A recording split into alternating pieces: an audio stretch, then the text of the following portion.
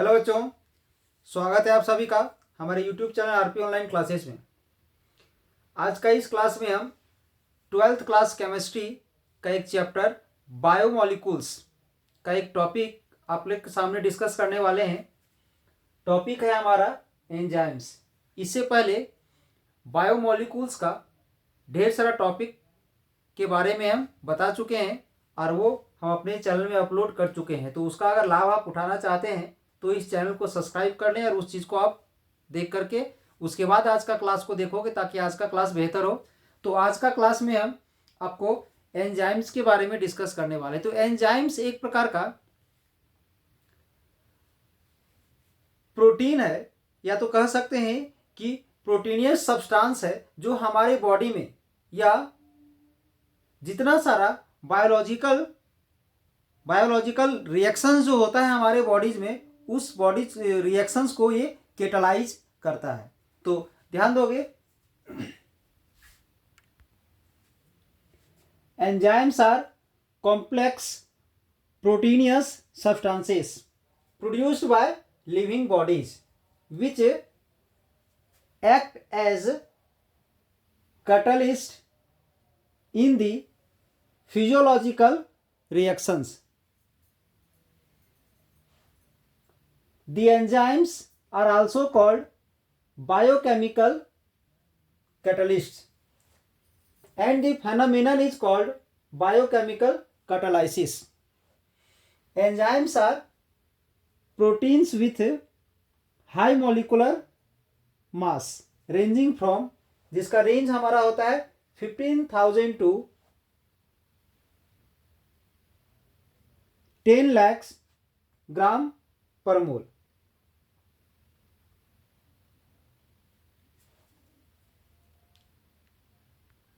ध्यान दोगे, examples of enzyme catalyse reactions. तो इसमें कुछ ऐसा एंजाइम्स का हम एग्जाम्पल लिए हैं जो किस किस प्रकार का रिएक्शन को कैटालाइज करता है, वो ध्यान दोगे।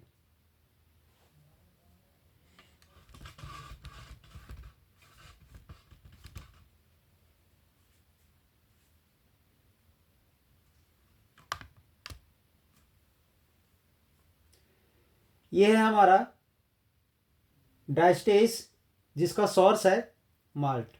ये है इन्वर्टेज जिसका सोर्स क्या है, तो ईस्ट। ये है जैमेज जिसका सोर्स ईस्ट है। ये है यूरेज जिसका सोर्स क्या है, तो सोयाबीन। और ये है लैक्टिक बेसिली जिसका सोर्स क्या है, कर्ड।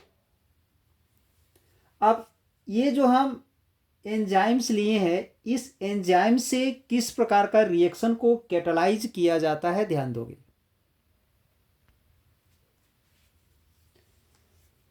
डायस्टेज से हम लोग क्या करते हैं कि माल्टोस बनाया जाता है। स्टार्च से, ये स्टार्च है, स्टार्च से क्या बनता है, तो माल्टोस बनता है। इसके बाद सुक्रोज, सुक्रोज से जब हमें ग्लूकोज और फ्रक्टोज बनाना हो तो इन्वर्टेज का हम लोग यूज करते हैं कैटलिस्ट के रूप में। इसके बाद ग्लूकोज से जब हमें एथेनॉल बनाना हो तो जैमेज का हम लोग यूज करते हैं। इसके बाद ये यूरिया है, यूरिया से जब हम NH3 प्राप्त करना चाहते हैं तो उसमें हम लोग कैटलिस्ट यूज करते हैं, यूरेज। और जब मिल्क से कर्ड हमें बनाना हो तो उसमें हम लोग लैक्टिक बेसिलिन का यूज करते हैं कैटलिस्ट के रूप में। Characteristics of enzymes. Important characteristics of enzymes are, first है they are highly specific in their action. यानी ये जो बहुत ही ज़्यादा स्पेसिफिक होता है, इसका मतलब ये है कि एक special type of the enzyme जो है वो किसी पार्टिकुलर रिएक्शन को ही कैटालाइज कर सकता है। यानी हर एक रिएक्शन में हम किसी एक ही कैटलिस्ट का यूज नहीं कर सकते हैं। यानी एक special type of the catalyst जो है सो किसी स्पेशल टाइप ऑफ किसी सर्टेन रिएक्शन में यूज हो सकता है, उसका हम किसी दूसरे रिएक्शन में यूज नहीं कर सकते हैं। सेकेंड पॉइंट है they can speed up an uncatalysed reaction to the extent of a 10 million times. यानी कम से कम उसे एटलीस्ट 10 मिलियन टाइम्स या उतना ज़्यादा अधिक स्पीड उसका बढ़ाया जा सकता है। अगर विदाउट कैटलिस्ट कोई भी रिएक्शन जिस स्पीड से हो रहा है उसका वो 10 मिलियन टाइम्स हो जाता है कैटलिस्ट यूज करने के बाद। नेक्स्ट है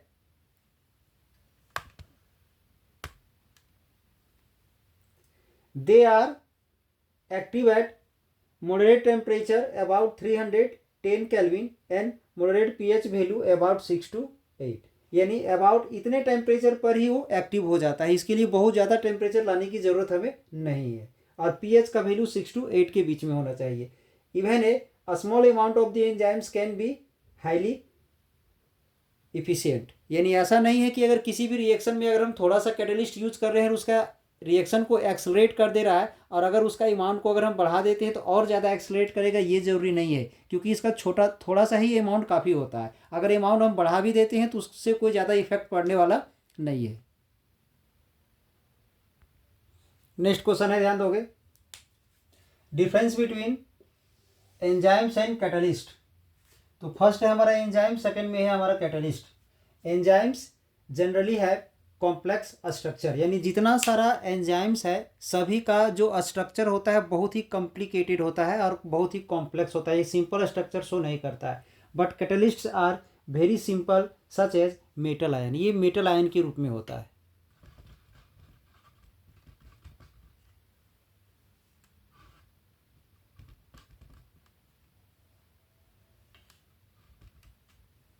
सेकेंड पॉइंट है enzymes are produced by living beings, catalyst are not produced by living beings. इसके बाद enzymes are highly specific in nature,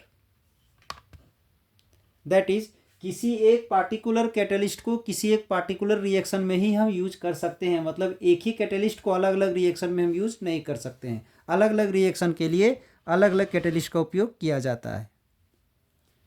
इसके बाद है enzymes are active at low temperature, और ये जो है सो हमारा एक्टिव होता है हाई टेम्परेचर पर। तो ये था हमारा आज का छोटा सा क्लास एंजाइम से रिलेटेड। तो आई होप आज का ये क्लास आप लोग को अच्छा लगा हो। इसके लिए एक लाइक कर दें और कहीं भी किसी तरह का अगर प्रॉब्लम हुआ है तो कमेंट करके आप लोग बता सकते हैं। अब अगले क्लास में हम कोई नए टॉपिक के साथ फिर से आएंगे। तब तक आप लोग पढ़ते रहिए और कोशिश कीजिए कि आपका रिजल्ट बेहतर हो।